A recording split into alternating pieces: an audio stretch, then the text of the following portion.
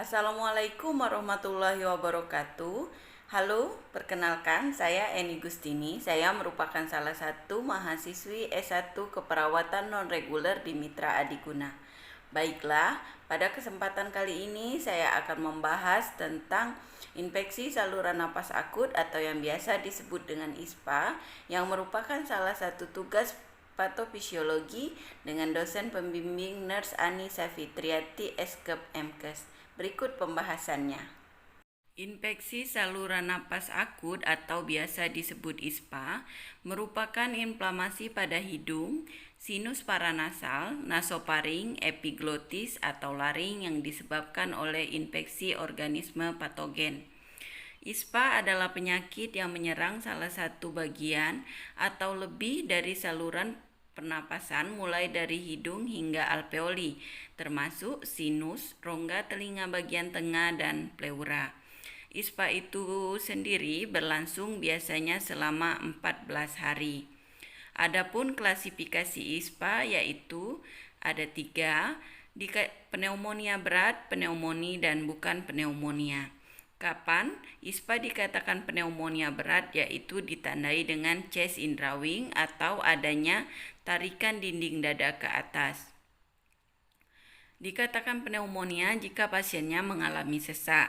Kalau dikatakan tidak pneumonia yaitu dengan ditandai dengan batuk pilek disertai dengan demam tanpa sesak.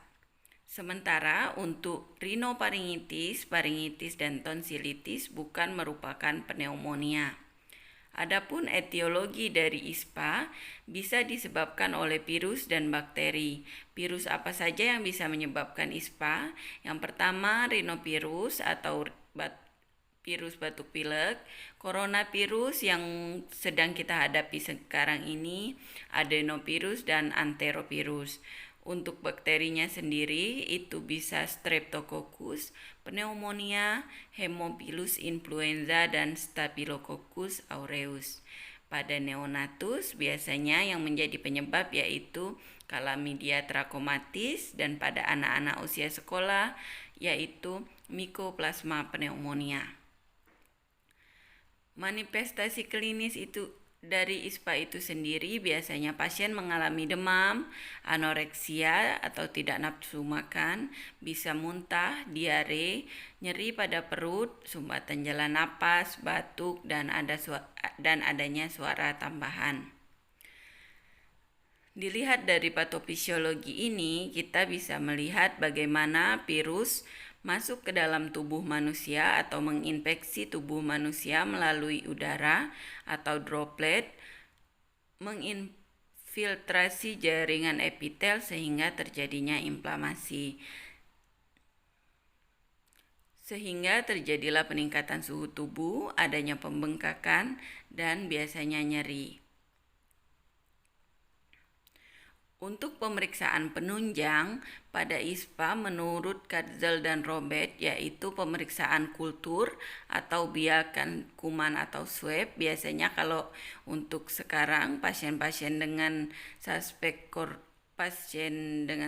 COVID-19 itu dilakukan swab PCR, pemeriksaan hitungan darah atau LED untuk melihat dari adanya leukositosis pada darah yang disertai trombositopenia, dan pemeriksaan ronsen torak.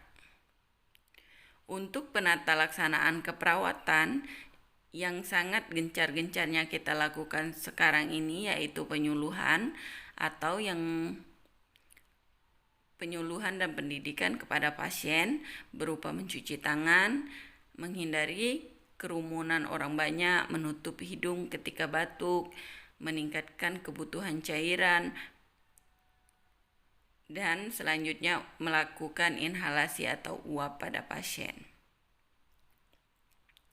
Adapun diagnosa keperawatan yang bisa kita angkat untuk kasus ISPA yaitu pola napas inefektif berhubungan dengan fungsi paru, peningkatan suhu tubuh berhubungan dengan proses infeksi, dan ketidakseimbangan nutrisi dari kebutuhan berhubungan dengan anoreksia.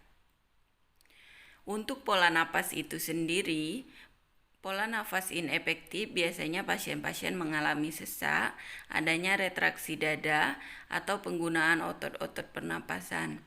Hal-hal yang perlu kita perhatikan yaitu kaji pola dan frekuensi serta kedalaman pernapasan, berikan posisi semipolar, observasi pada batuk dan karakteristik sputum. Pantau penggunaan obat-obat depresan pernapasan seperti sedatif. Dorong pasien untuk melakukan napas dan batuk efektif.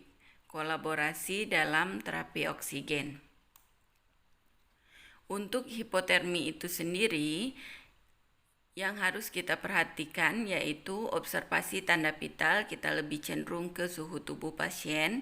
Anjurkan pasien atau keluarga untuk melakukan kompres hangat pada aksila atau dahi. Anjurkan pasien untuk menggunakan pakaian yang tipis dan yang dapat menyerap keringat.